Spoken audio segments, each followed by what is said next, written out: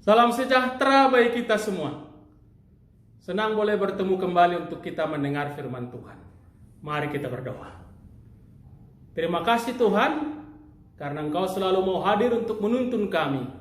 Bimbing kami oleh Roh Kudus-Mu, agar mengerti tuntunan-Mu dan melakukannya dalam Yesus Kristus. Amin. Hari ini kita akan membaca firman Tuhan yang tertulis dalam Matius pasal 24, ayat 37 sampai ayat yang ke-44, firman Tuhan. Nasihat supaya berjaga-jaga.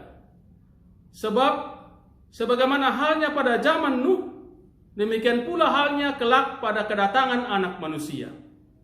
Sebab sebagaimana mereka pada zaman sebelum air bah itu makan dan minum, kawin dan mengawinkan, sampai kepada hari Nuh masuk ke dalam bahtera, dan mereka tidak tahu akan sesuatu sebelum air bah itu datang dan melenyapkan mereka semua.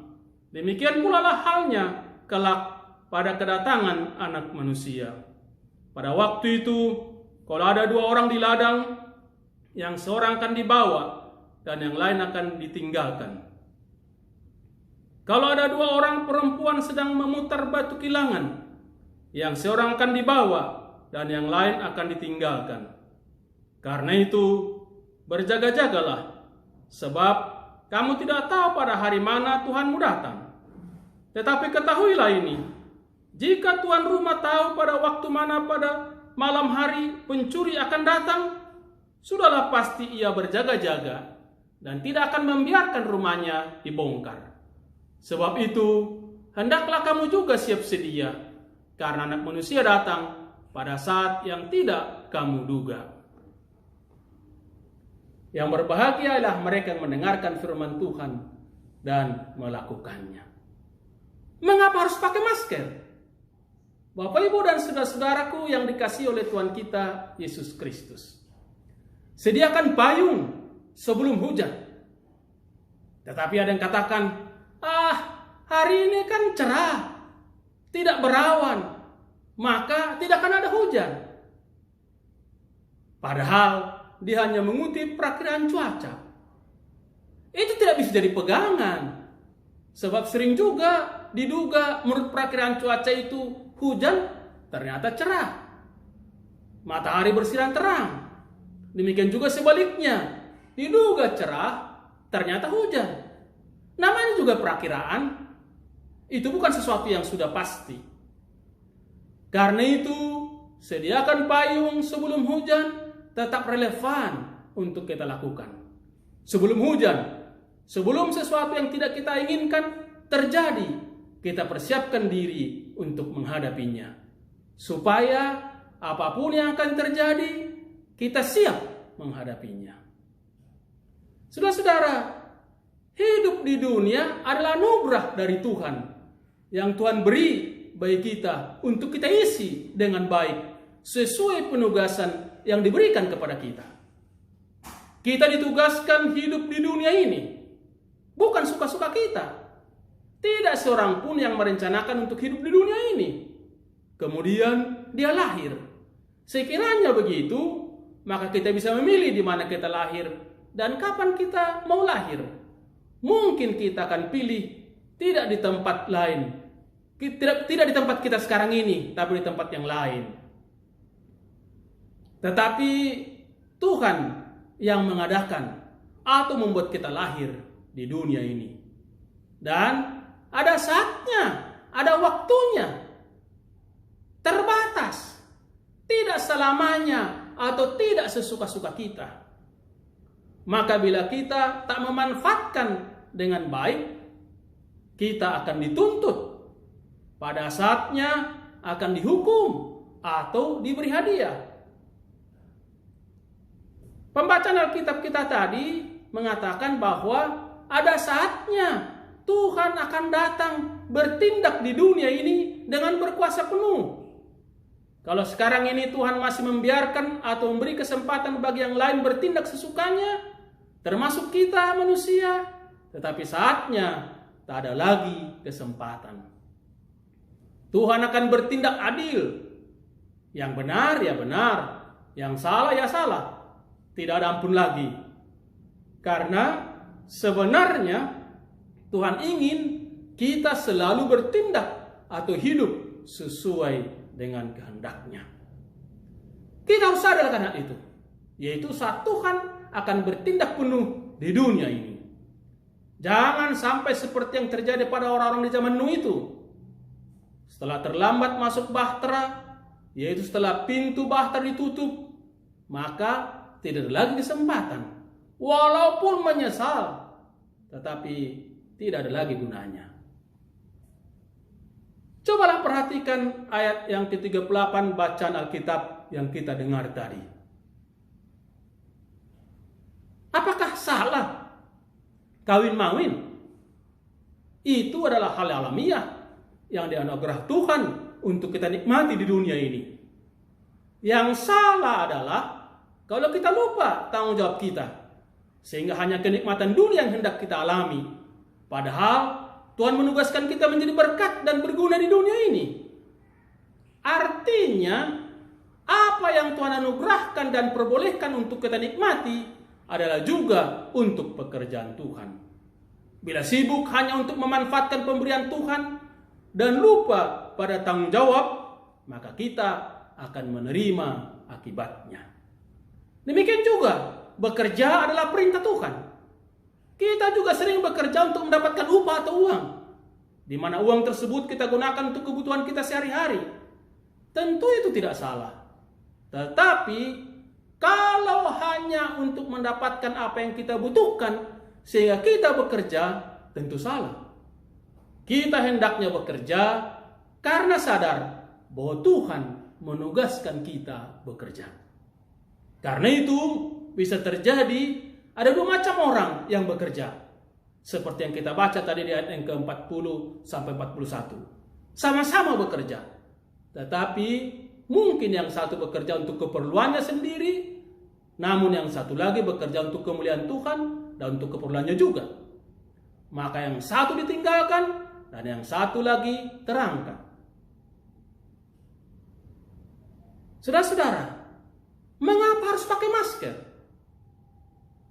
Tidak ada yang bisa melihat langsung dengan kasat mata virus yang sedang mewabah ini, sehingga tak bisa mengatasi atau menghindarinya secara persis. Kita pakai masker adalah agar musuh yang sangat kecil ini, namun berbahaya, dapat kita hindari atau kita lawan. Jangan sampai setelah terinfeksi atau bahkan setelah terlambat, baru kita sadar bahwa pakai masker itu penting. Kita tahu bahwa pengalaman adalah guru yang paling baik. Tetapi hendaknya kita tak harus mengalami penderitaan dulu. Namun, biarlah pengalaman orang lain menjadi pelajaran dan guru bagi kita untuk kita pakai menghadapi ujian yang akan datang. Pembacaan Alkitab tadi mengingatkan kita akan pengalaman orang-orang pada zaman Nuh yang tidak peduli pada peringatan Tuhan. Artinya, kita harus memperhatikan, sebab mereka akhirnya harus menerima risikonya. Sebenarnya banyak contoh juga yang telah kita temui dalam kehidupan kita sehari-hari, di mana orang-orang yang tidak peduli dengan Tuhan menerima akibatnya. Bukankah itu cukup untuk kita bertobat dan sadar untuk perbaiki diri menjadi orang-orang yang taat kepadanya? Tak ada yang dapat menghindar dari kedatangan Tuhan. Ia akan datang sesuai dengan janjinya. Saat kedatangannya berarti saat kehendaknya yang terjadi di dunia ini. Bila saat itu tiba, maka tak ada lagi kuasa yang lain yang dibiarkan. Ia sendiri yang akan berkuasa dan menentukan segala sesuatu sesuai dengan kehendaknya. Setelah dia memberi kesempatan di zaman anugerah ini untuk bertobat atau melakukan kehendaknya, maka ia akan menghukum mereka yang menentangnya dan memberi hadiah bagi mereka yang tetap patuh padanya. Karena itu, semua harus mempersiapkan diri. Sebab tak ada yang dapat menghindarkan diri Dialah yang berkuasa atas langit dan bumi dan segala isinya. Saatnya Dia akan menentukan segala sesuatu bagi kita manusia dan dunia. Apakah kamu tidak mempersiapkan diri untuk menyambutnya? Memang kita belum tahu persis kapan kehendak Tuhan secara penuh berlaku di dunia ini.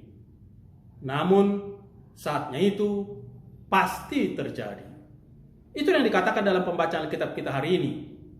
Benar juga bahwa bila kita sudah tahu, maka kita akan mempersiapkan diri dengan baik supaya tidak merugi, tertinggal, bahkan binasa. Tetapi seperti yang disebutkan tadi, bila tuan rumah tahu kapan saatnya pencuri datang, maka dia akan mempersiapkan diri dan tak akan membiarkan rumahnya dibongkar. Marilah kita terus mempersiapkan diri. Tak salah bila kita terus waspada. Kita terus melakukan kehendak Tuhan. Tak salah bila kita memakai masker agar terhindar dari COVID-19. Tuhan menolong kita semuanya. Amin. Kita berdoa. Terima kasih Tuhan atas firman-Mu. Bimbing kami selalu sadar bahwa waktu anugerah yang Tuhan beri saat ini harus kami manfaatkan dengan baik. Sebab saatnya Tuhan datang, saatnya kehendak Tuhan yang berlaku, sehingga yang salah akan dihukum, yang benar akan mendapat hadiah. Bimbing kami manfaatkan Tuhan, hidup berkenan kepada-Mu berguna, untuk menolong banyak orang, untuk memperhatikan orang lain seperti Tuhan memperhatikan kami. Kami berdoa untuk mereka yang banyak sakit, menderita, mengalami kesusahan. Tuhan tolong mereka dan pakai kami menolong mereka. Apalagi karena bencana alam saat ini.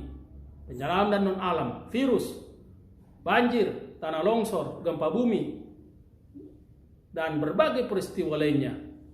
Sehingga mereka kehilangan anggota keluarga, kehilangan harta kekayaan, bahkan tempat tinggal. Tuhan tolonglah mereka. Dan tolong juga mereka-mereka yang mau menolong sesama, yang mau memperhatikan sesama. Tuhan beri kekuatan dan kemampuan, sehingga semakin mampu menolong, memperhatikan. Dan bimbing kami, apalagi di negara bangsa yang kami cintai ini. Walau banyak perbedaan di sana sini, kami boleh saling memperhatikan, saling menopang. Dan kami boleh bekerjasama dengan semua orang yang berkemauan baik. Walau ada juga yang tidak melakukan yang baik. Tapi Tuhan tuntun kami untuk terus melakukan apa yang berkenan kepada-Mu. Serta dan berkati gereja untuk menjadi alat Tuhan. Tolong pemerintah kami, para pemimpin kami menjalankan tugasnya dengan baik. Dan kami sama-sama boleh menikmati kebaikan Tuhan di negara bangsa yang kami cintai ini. Terpujilah Tuhan, dalam Yesus Kristus kami berdoa. Amin. Tuhan menyertai dan memberkati kita sekalian. Salam penuh kasih.